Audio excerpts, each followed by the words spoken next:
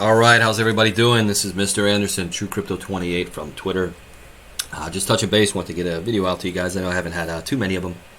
You know, I have, I don't want to call it a group. I can't stand the word group, especially with the bad names that come along with that in crypto, but a membership, right? So I have a membership where, unlike a group, I'm not trying to give you calls and have you copy my calls or anything along those lines. I basically find a group of people that say, hey, look, I'm not a profitable trader. I would like to become one. Let's take that journey together. And that's it. And through that process, provide them, yes, with my algorithm type indicators that will provide a signal along with a trading system. And the idea is not for them to stay doing that. The idea is to create a situation to where they can go from being not profitable to profitable very quickly, right? If they are very strict in following the directions of the system. And the idea is to create a scenario where everybody begins to start to look at the market a little bit differently, because it's my opinion that the reason why most people don't make money in the market is they probably just don't have a full understanding of the market. And why should they, right? It's a new language. It takes time. So that's the approach that I use. And I'm not letting you, excuse me, I'm not getting into this as some full-fledged advertisement in this video. That's not the point at all. The point I'm making is that I haven't made a lot of videos for the public because the lessons that I have made, I've been making for my members. And I've been trying to think here and there, what can I do to create a video for the public, but also that benefits the members and vice versa, right? So I don't want to just put a couple lessons in for you guys, which might be somewhat helpful, but at the same time, the lessons go back to back to back, meaning you would want to see the previous one to understand the next one. Therefore, it wouldn't make a lot of sense for you. So the idea I came up with is, let's start to talk about certain indicators and something we can try to have fun with, because the majority of people do like indicators or have an interest in indicators. I know some people don't. I know there's the pure price action crew, which is awesome. That's good. Ultimately, the reality is this: everything has its flaws. Price action system by itself has flaws. You're going to run into issues when you have a market that moves from ranging to bull or bear or anything along those lines. So that's going to happen because it's very easy to catch you off guard, especially the guys that are trying to catch in a ranging market. I mean, if you decide, hey, I'm going to post my shorts up here, and the reality is this thing's going bullish and starting to trend on a lower time frame, you're going to get caught and burnt and get caught in basically some type of short covering rally. So we all get caught in some way, shape, or form. So there is no perfection, but if you're against indicators, then hey, this video is not for you. But the idea is, I figure, let me start going through them one by one, because I want you guys to sort of begin to look at the market differently, right? The idea is, I'm going to trash these indicators a little bit, right? And it's more playful than anything else. It's just to have a little bit of fun. The idea is I want to have a little fun with this, but also maybe open your eyes to thinking a little differently, okay? So first, we'll start with the MACD. It's a big favorite of people, the MACD. So I'm going to show you why the MACD is terrible, okay? And is it terrible? No, it's not really terrible, but, it can be terrible at times.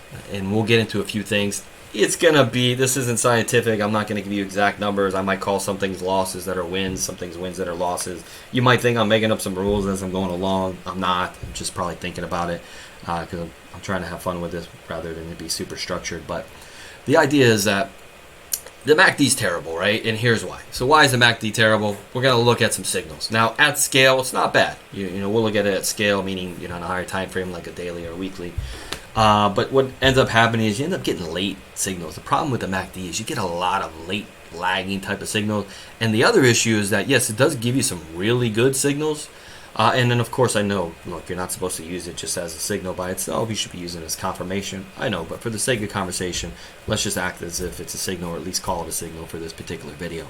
Now, with the MACD, the problem that you run into, in my opinion, is that you get a lot of signals that are terrible. I mean, just terrible, and I'm going to point it out, okay? So let's start with a 4-hour. We're going to go with old friendly Bitcoin. Doesn't matter where we start. I have not mapped this out or anything, so I'm sure we'll find a lot of good trades too. But let's go ahead and step through. Pretty simple for anyone that doesn't know the MACD. This blue line crosses the orange to the downside. That's a bear signal. Blue line crosses the orange to the upside. That's a bull signal. Others might look at this zero line, look for above and below. For this particular video, we're going to look at crosses above anything else. Let me get rid of this volume profile. Let me also get rid of the histogram. Forgive me, guys. Okay. All right.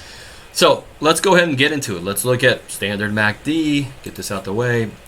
Crosses. Here we go. Cross right here. So this is a bear signal. Well, what happened? Sideways. It went down a little bit here. Whether you call that a victory or not, it's completely up to you. I'll call it one. One win, right? Another one right there. Up. Went up. Good. So far, so good. 2 wins. Here we go. Going down. Sure, it went down. 3 for 3. This thing's awesome. It's the best.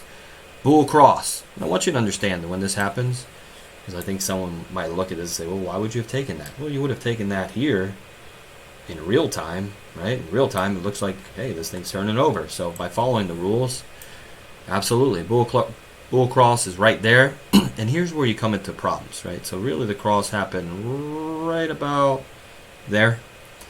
And it literally couldn't be worse, right? Because you get a big dump. Then the bear cross, so now you're 3 out of 4 wins, but the loss was a terrible one. Then you say, all right, well, where's my next cross? Well, now you get a bear cross, but it's at the close of this candle, correct? And now the move's already occurred. So you end up getting a sideways action, right? In fact, it probably goes up, you get stopped out. So now you're talking about being in a position where you're 3 wins, 2 losses. Win rate, I know obviously win rate doesn't matter too much. It doesn't matter to me either. I mean, reality is if I only have a 25% win rate and it's 10 to 1 normally when I win, I'm going to be happy. I'm not really going to care that I only win 25% of the time. But just for the sake of conversation, follow along. We'll see where this goes. So here we go. That would be 3 out of 5, 3 wins, 2 losses. Then you get another up signal here. Now you're probably starting to get the point. You saw some great signals, and now they're just terrible, right? So here we are on H4. You're literally calling a bull at the peak. It drops right back on you. Quickly, we went from 3 for 3 to now 3 for 6. Here, we're going to go ahead with the bear cross right about there. I'm going to give it a win anyway, but here's an issue that you'll see a lot also. Now you just had a nice, big, sizable down move. Are you really jumping in for the last candle, 2 or 3 or 4? Maybe you are, but it's kind of bold, right? But anyway, we're going to call it a win, 4 out of 7. This one, slight cross there, went up a little. It's probably a flat trade than anything. I might just eliminate some of these flat trades and not count them at all. Here's a bear cross. Still went flat though. I'm not going to call it a loss.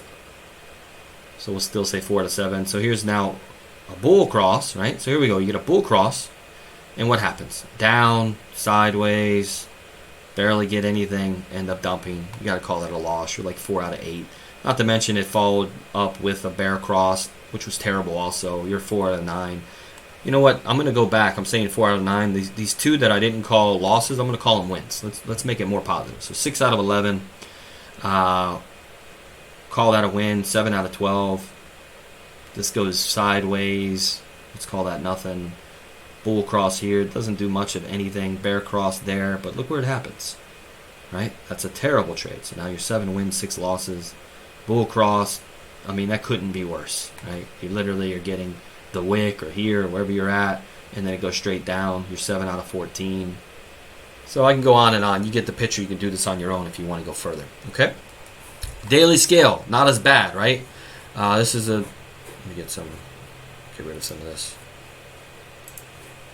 All right, so on a daily scale, because you're scaled out a bit, you have. Well, first of all, let me get some of these signals out. Sorry. Who's on? Neo's on. Okay. So with some of these signals like this, you have the bear cross on the daily. We've seen that we were about 50% on the 4 hour. It's probably better, but you could see that you run into some real problems. So on the daily, it's not so bad. Like you say, hey, here's a cross, and then you can say, well, look, it's still dumped pretty good, and it did. But the reality is, you were at 20,000. You got a signal at 15,000, right?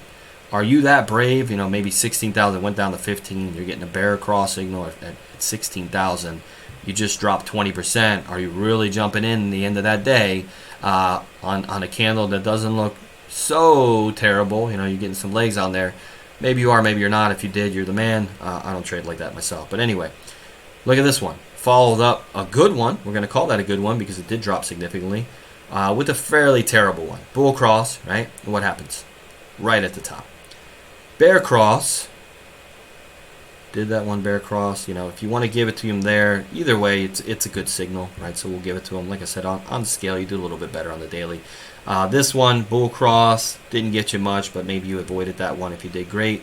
Bull cross, looking good. So, in these big trending moves, it does all right. Bear cross does great. Bull cross, terrible, right? Bear cross, did all right. Bull cross, beautiful. Bear cross, very nice. Bull cross, nothing. This is a no move. Flat to down, right? Bear cross, not much at all. Suddenly, when we get choppy, and that happens, like when you get choppy, you're going to get chopped up. That's part of what happens, in this type of market. But reality is you can see that suddenly it's losing its luster. Maybe you're losing faith in it also. But you get a nice signal there. You get a decent signal there. This one, you get another good signal. This one, you get, bad signal for the most part. So on scale, it doesn't do as bad, right? You start to see something, you might say, hey, look, it caught this big move right here. That's fine. The issue is that there's not a lot of people out there that are just saying, hey, I'm going to trust the MACD. I'm going to wait for a $4,000 drop. I'm going to wait until, give you an example with, like here, this cross right there. Yeah, it worked out, I guess, maybe. But did you not get stopped out on this one? Probably not. This is probably a bad signal. Because you're basically getting your signal. Forget the double top that occurred that anyone could see. Forget the fact that you just now dropped from 11,400 to 9,000. Then you're getting a bear signal. It's kind of hard to have a lot of faith in that. And then ultimately you get a little up movement here before going back down. So point is, yes, obviously its scale is going to be a little bit better, on a weekly scale. If we want to take a quick look, we will. I don't want to spend all day with this. You're just not going to have a lot of signals. Bear move right there, not even really, right? So the bear move comes here. Once you get, a lot of things happen when they get to like a gigantic scale. They're not going to work as well. This is obviously one of them. So when you get to the weekly, it doesn't do you anything at all, basically. I guess it would be nice to see a nice bullish cross. But if you've seen that, the idea is like, hey, slope matters, right? So if you get some massive drop down without seeing, drop down or up, either way, in a cross with a sharp slope, then hey, you should expect some type of bullishness or vice versa bearishness. So you wouldn't have needed this indicator for that. It's the only point I'm trying to make. So let's go back to something like a 4 hour, just as an example. So here I am, I'm telling you the MACD's terrible. I kind of pointed out the reasons why. And here's what it comes down to. It's not as bad as I'm making it seem. It's just that, first of all, look, the thing's old, right? Look, I just looked this up right before I made this. When's the MACD created? 1970s. The 1970s by Gerald Apple. Great. So, first of all, this guy's brilliant. Great idea. It's perfect. What's actually more impressive is the fact that over 50 years later, we're still able to use it to some degree. But the idea is, in your mind, in my opinion, the type of thoughts that you guys should be having is, wait a second. Am I going to use this the way they did 50-something years ago? What else in life are we utilizing to that degree? And the reality is not much, right? So does that mean that this guy made a bad indicator? No, he made an amazing indicator.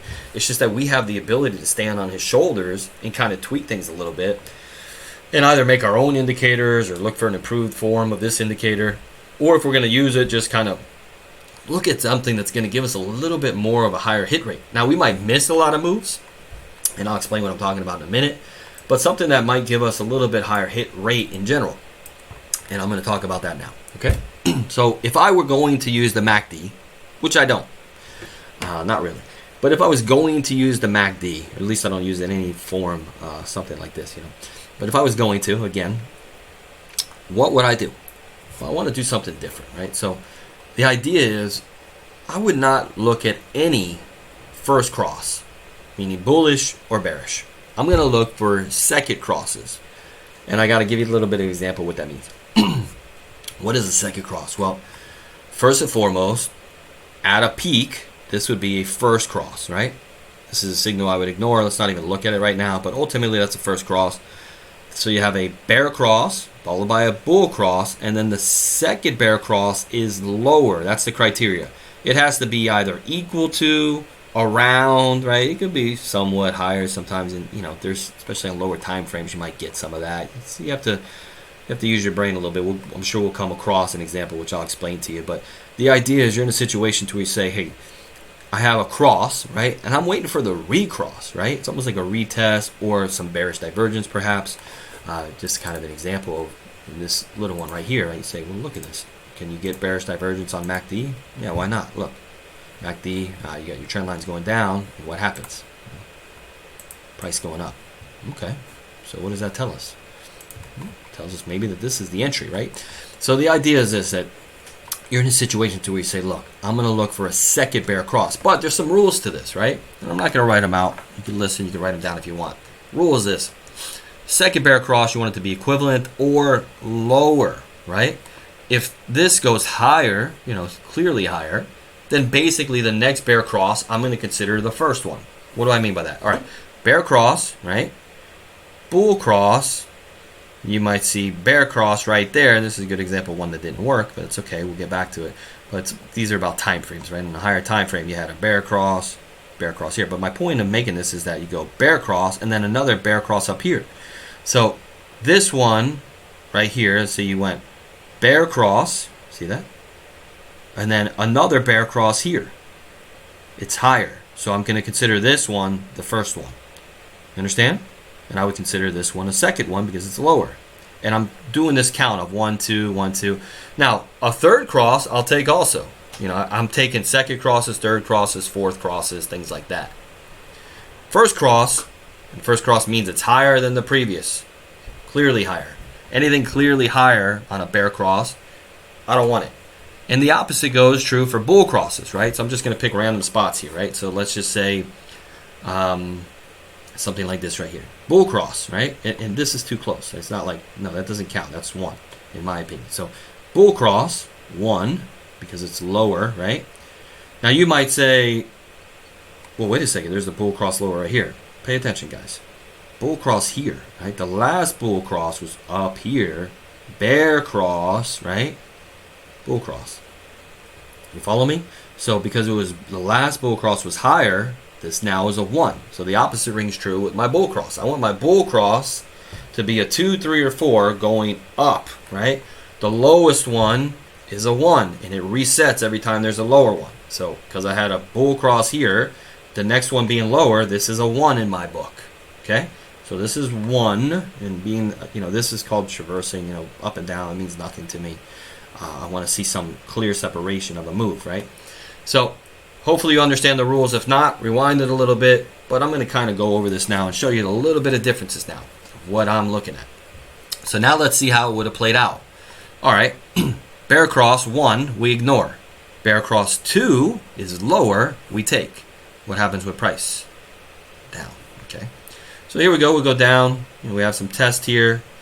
Bear cross 3, right? Right there. Now we had a bull cross, but that's a 1 bull cross because it's lower than the last bull cross, so we ignore it. We're only looking for 2, 3, 4, 5, 6, whatever it is, of bear or bull crosses, okay? If you want to label them. Do what you got to do until you figure this out. But ultimately, again, bull cross, just the first because it's lower. Bear cross, well, now that's my 1, 2, third bear cross, right? So second one I want, third one I want, I'll take the 4th, 5th, 6th, 7th, 8th. I'll run that thing to the ground. I don't really care. So because it's lower, second, third bear cross right there. Okay? So we got a bear cross right there. Now, obviously, do we just take these things blindly? No, I'm the guy sitting here telling you the MACD's terrible. But what you would say, I'm trying not to cheat. I don't want to pick a perfect spot that makes sense for me. But the idea is, look, if you see a gigantic down move, are you just going to jump in? You got to use other forms of TA, right? Is it on support? What's going on? It's up to you. But either way, no matter what you did, just like we counted it in the first one, you could see it still worked, right?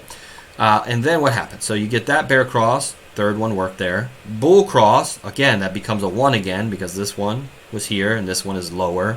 Or even if you consider them equal, they're still 1, right? And then that bull cross you ignore, right?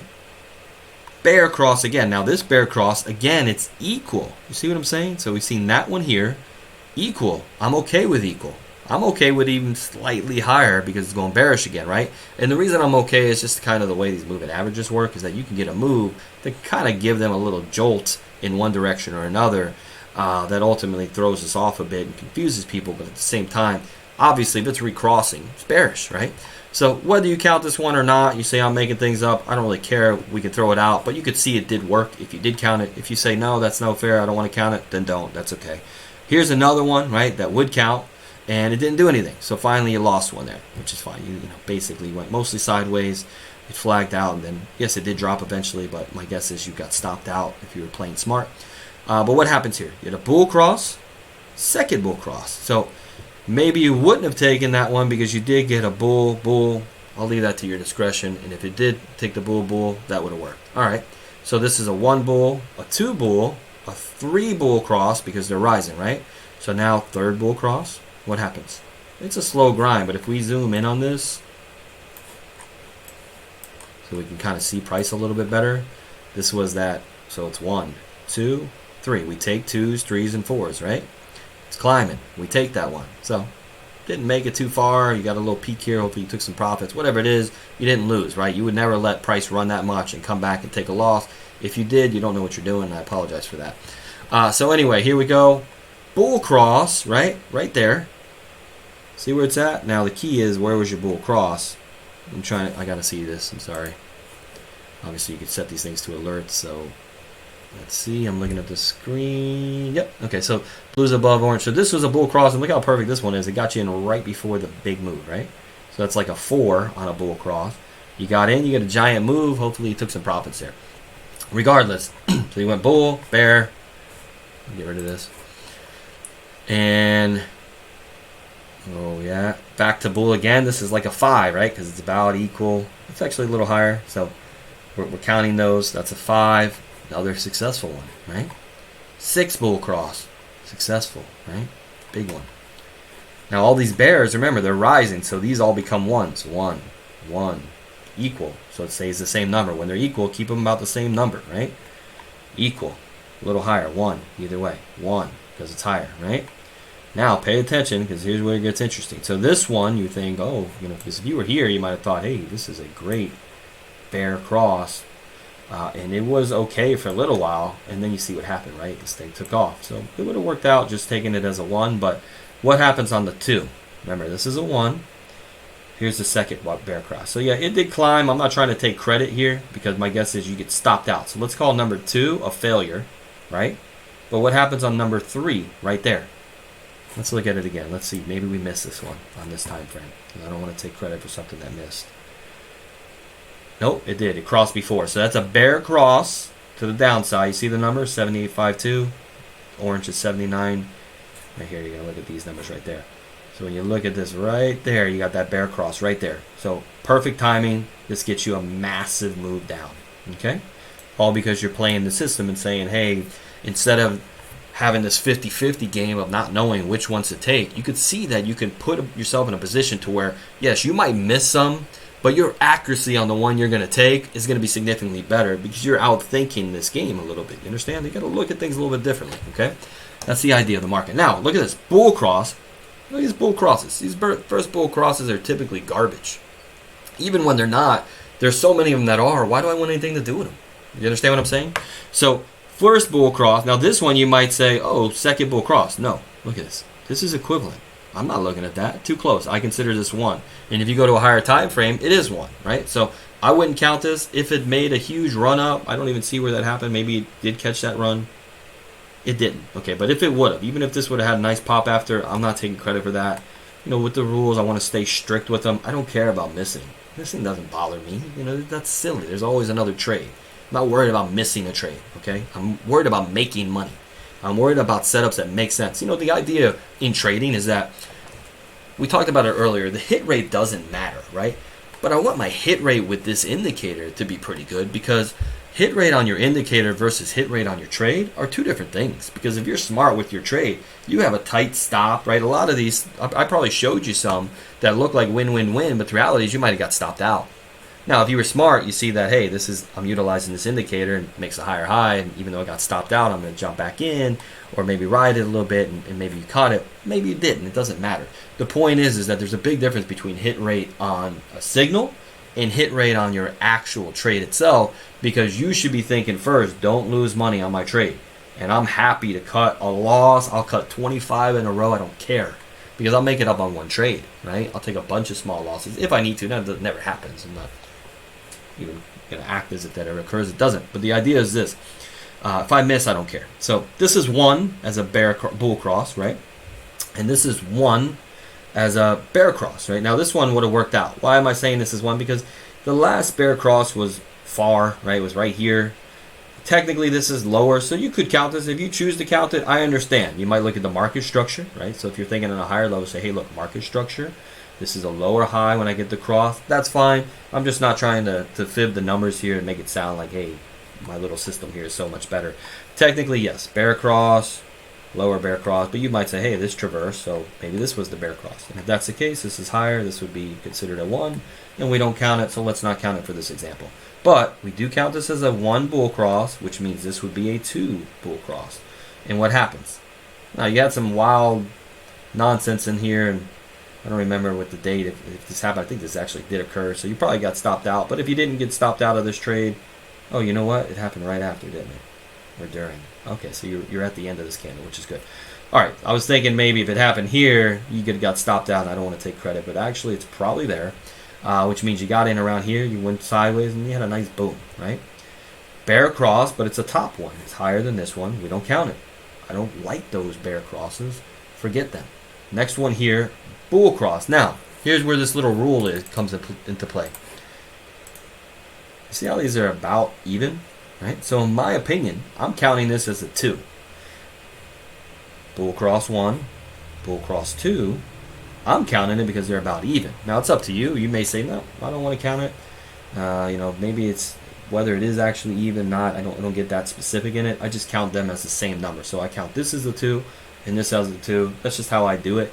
Whether it works out or not, so be it. I'll find out down the road. But ultimately, in this case, usually, I'll share a secret with you. It usually works out. That's why I count it. But the idea is that ultimately, if it works, you're in a position where you're going to be pretty happy. And of course, this one, another burst, right? So you're playing it a little bit differently.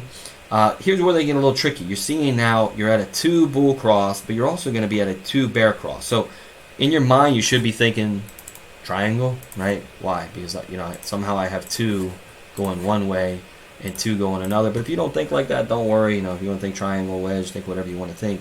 But the idea is you're in a situation here to where you're starting to see up-sloping bull crosses and down-sloping bear crosses. You got to be a little bit careful, right? But anyway, here we go. We had that bear cross here. And if you took that one, that was a loss. And you probably would have taken it because you had 1 there, and this would be a 2. So let's call that one a loss because I don't want to cherry pick and act like they're all golden. You say, hey, what are you talking about, Mr. Anderson? It went all the way down here. Yeah, it did, but the reality is, would you have watched this climb? Probably not. You can say, hey, I'm out of it. I'm not going to worry. You taking a cross, you want it to work for you. You don't hang out for 3 days waiting for it to make that drop and then claim a victory. That's not a victory. When I buy something or sell something, I want it to move within a few candles. Hopefully you do too. But anyway, ultimately, that's where we're at. So next one is we were here, then we were here. I didn't count that one. All right, so now what do I have? I have another bull cross. Again, you guys can make the decisions on some of these because they're basically even, and I know there's a triangle formula, but I'm going to count them all anyway, according to the rules that I gave you, just in case. This one's flat to up, right? So you can see still percentage-wise going pretty well. Bear cross, flat to down, maybe, let's call it that. Bull cross, a little bit of up move, let's call it flat. I don't want to take credit for it. All right, so you're having this triangle type of structure, but what happens? Look what happens. You're in a position to where now this one right here, again, I don't want to take credit. Obviously, they're close, right? So if you were taking all of these, I'm assuming you would have been wise enough to take this as well, right? But if you didn't, don't worry. You just weren't involved. But if you took it, then great. Bear cross would have been a nice move. Bull cross, you ignore this one, and you could see a big move happen. So it doesn't mean you're going to catch everything, no. But this is a 1 again because it's a lower bull cross, right? This is a 1 again because it's a higher bear cross. So we're sitting out. We're utilizing other TA, other methods, right? Now this one was a slight bull, but it had no effect. It did go up a little bit. You're probably flat on the trade. Then another bear cross. Yeah, it's lower here, but obviously you can see things are going truly sideways. By the way, if you have a strategy, whatever the strategy is, and the market does this during your strategy, don't blame your tool. It's a sideways choppy market. Things are really ranging, Hopefully you got some good price action. You're looking at some decent low-level, low time frame support and resistance, and you're riding that train up and down. If you are, great. But if not, don't think, oh, my indicator, my signal, my method failed me. No, things going sideways. That's all. Just some consolidation. So anyway, so you have this going. Eventually, you do get this downward one where it ends up being, I'm looking to see when it crossed, right there. You see this number right here again, in case you're, I don't want you guys to think I'm picking out perfect spots, because in this one it happened to cross right there. That's where you get your signal. It was pretty perfect. Then this one is a bull cross, but I'm not going to count it, even though it's a pretty good signal, because that would be a 1. Technically, there were some bull crosses up here. This is lower, so we don't count that one. Then finally, you get this traversion, a second bull cross. This one you can count. Third one, you can count those if you want. You had a nice little up move. This bear cross is a 1 because it's higher, right? So when it's the top one of the recent crosses, it's a 1. And the next one is the one you would take. So then you go down. This bull cross is also a 1 because it's lower than this last bull cross. So no trade. Finally, you get a bear cross that's a 2 right there. How perfect are we looking at a second bear cross? Boom, right?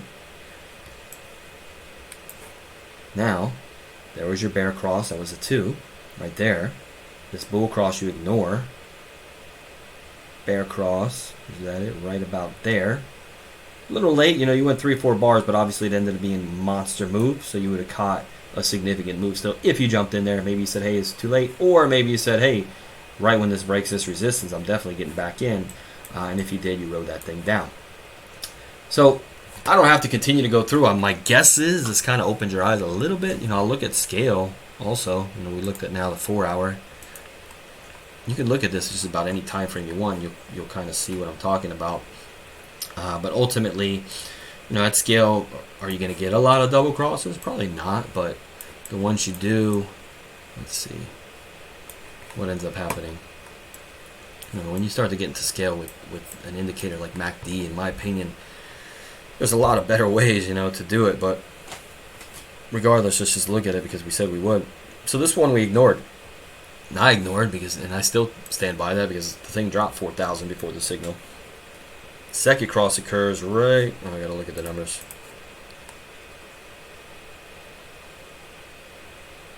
Right about there. So second cross, you had a little up day, another down move.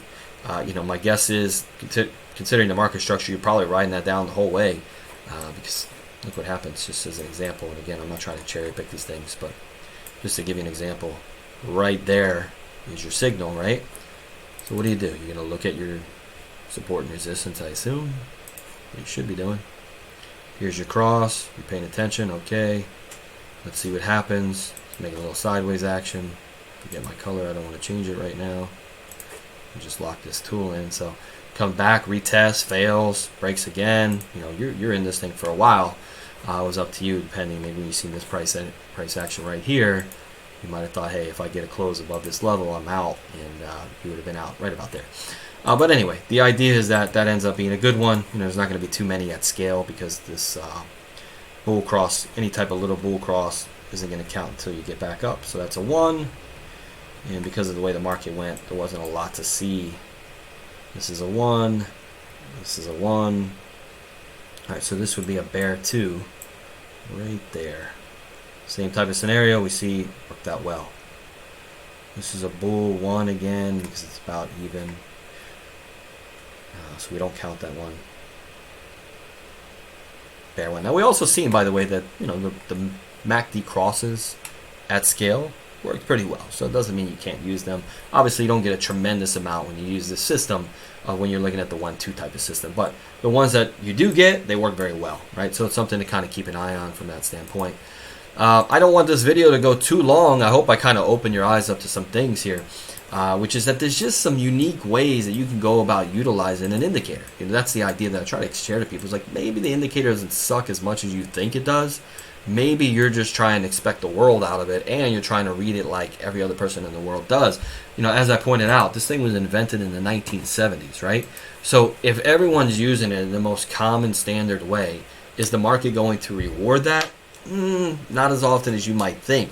My guess is that when the market is rewarding it, it's more of the fact that the move is obvious than than an actual call by the MACD, because the MACD itself is probably going to give you a lot of calls, and a lot of them are going to be terrible, right? As we discussed. So with that said, this is one element. Do I use this a lot? I really don't. In all honesty, I feel I have a lot better systems than that. But if you were to use the MACD, why not utilize it in this fashion, right? To where, yeah, you might take less trades utilizing it. You might take, and by the way, utilize some other TA and use your own TA. Don't just do it the true crypto way, and say, oh, Mr. Anderson does it, so I'm going to do it. No, guys, you got to start to think for yourself, right? You need to think for yourself as a trader.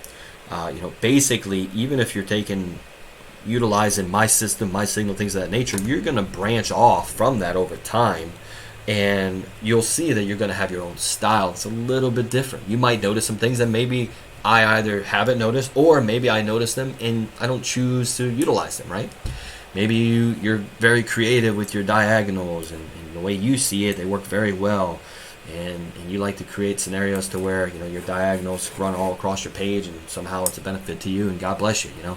There's a lot of guys out there with some interesting things, and more power to them, whatever that might be. It isn't for me specifically, but it doesn't mean it's wrong.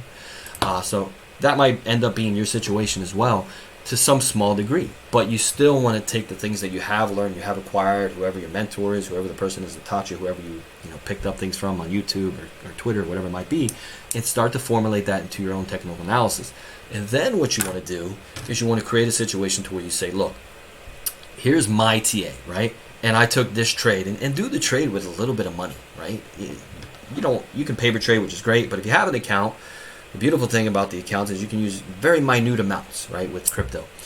So go ahead and use those small amounts and treat it like it's a normal trade. Maybe trade 100 times less than what you would if you were going to do a $1,000 trade. Do a $10 trade, but treat it like it's the same amount, and utilize your risk reward, and utilize your stops, and put in everything you normally would.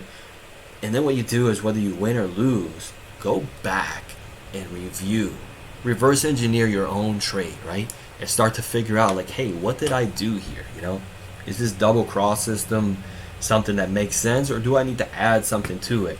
Oh, wait a second, it does look like, hey, the double cross has a very high hit rate, but hey, on this one I took it, but it's obviously support, and I got caught. Something along those lines, whatever it might be, so that you can start to paint a picture. Because if you're seeing it for yourself, and instead of looking at it as, I'm cursed, I can't win, nothing's ever going to work for me, you can look at it in a situation of, hey, I've been doing things the wrong way. Let me study it. Let me figure it out. Let me come to a realization of what's necessary to become a better trader. Because the stuff, again, I say it over and over, it's not rocket science, right? But it is a new language, and it is new to you.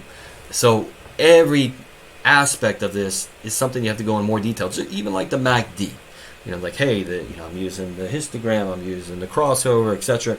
All right, but try to look at it a little differently, right? I hope that I shed some light that just changing something up where I'm ignoring, by my system, first crosses, I dramatically improve the MACD, right? So enjoy it if you want. At the same time, if you win utilizing some of this strategy, good for you. You don't have to thank me. And if you lose with this strategy, I don't want to hear it. You're responsible for your own TA. You understand? So the idea is pretty simple. Take responsibility, right? You are responsible for you. Start with very small amounts of money. Go ahead and take back steps to try to figure out, like, hey, what am I doing right? What am I doing wrong? Tweak it a little bit. Try it again. And, a little bit of trial and error is going to get you there. Now, of course, if you have the capability of getting a mentor, if you're not already receiving mentorship and teaching, and you are a non-profitable trader, in my opinion, I don't think profitable traders, like people that are clearly profitable, really need that. At least not my service. I try to gear it towards people that are not profitable, specifically because, probably the guy that's profitable, and he just wants some more advanced techniques, which, I'm going to get into for sure. But at the same time, just stay at it. If you're profitable, keep doing what you're doing, tweak it a bit. Tweak and utilize your tweaks, forward test them, do those type of things in a fashion that makes sense for you, but you're probably on the right path. This is more, the service I provide is much more for people that are not profitable. They understand a lot, maybe they don't know anything yet at all, but if they think they know a lot of things, they've done a lot of research, but they just can't put it together. That's the purpose of what I do and why I have a mentorship / trading coach type of program, is to say, hey, look, let's do this together. Let's take a slow process together of going through something where we're going to teach you to identify little details like this. And instead of rushing on through and giving you it all and saying, all right, get out there, kid, lose all your money. No, we're going to give you a little piece, right? Let me give you a little piece. Work on this. When you master this, let's give you another piece. You know, when you master that, now you got 2 pieces and you're a master at those 2 pieces. Oh, now you got 5 pieces. Okay, you need 50, but on those 5, you're a master. And you can already trade profitable if you stick to those 5. You see where I'm going? Hopefully you do. In my opinion, that's by far the best way to go about it, but of course, to each is their own. I stated I didn't want this video to go too long, so I'm going to keep some more coming. If you guys have some other, another one that you want me to trash, feel free. I'll trash another indicator. I plan to do several of these, ultimately, just to kind of give you some ideas of, hey, here's why your indicator fails, and here's why, here's a way to maybe improve upon it, and that's up to you ultimately. I mean, that's how you utilize it is the key to everything. If you're coming in, I'm going to repeat myself, and I apologize. I've been speaking really fast this whole time. I don't usually go this quick. I'm just trying to make an hour and 20-minute video into 45 minutes. But the idea is, what I was going to touch on is, if you're coming in with something like the MACD and taking every single signal and you're wondering why it's not working, I mean, guys, you got to outthink the market a little bit and kind of look for, hey, is this thing garbage or does it just fail in certain areas? A lot of times you can tweak it. By the way, feel free to also play with the numbers, right? Maybe, who says 1226 is the best, right? Maybe you like something quicker for crypto. Maybe you like to use Fibonacci numbers, and you think that that's more accurate. Maybe you think, hey, you know what? These low time frames don't make any sense. I like my fast to be 12, but 26 isn't nearly slow enough. Maybe I want that to be some crazy number like 89. That's fine, but if you find out that you're able to create something that works for you, and you back test it and then forward test it. Forward testing basically means you start to actually practice with it, put some money into play, see how it starts to work out. But if you do that, then great. That's what trading's about. Finding something and then ultimately keeping that as a weapon of choice for yourself, and utilizing it and tweaking it a little bit and sharpening it up quicker and more and more and more. And then what happens is you get yourself into a position to where finally, with small win, nice win, good win, decent win, nice win, small loss, nice win, small loss, small loss, small loss. Notice I'm always saying small, right? Because they all should be small. Decent win, and then suddenly massive win. You see what I'm saying? Massive win. That's what trading's about. Because you have a system in place that says, no, I'm going to keep my losses small, but I have a system or a strategy or multiple strategies that allow me to catch these things. You understand? That's the key to trading. Anyway, that's it. I went quite long enough. Hopefully you guys enjoyed the video. Hopefully I didn't speak too fast for you. If for some reason you decide that you do have a primary interest in learning more about mentorship from me, feel free to DM me on Twitter. It's at TrueCrypto28. And if not, don't worry, I'm going to provide more of these free videos as well. And to my guys, obviously we got more coming. We'll talk to you soon. This is True Crypto out.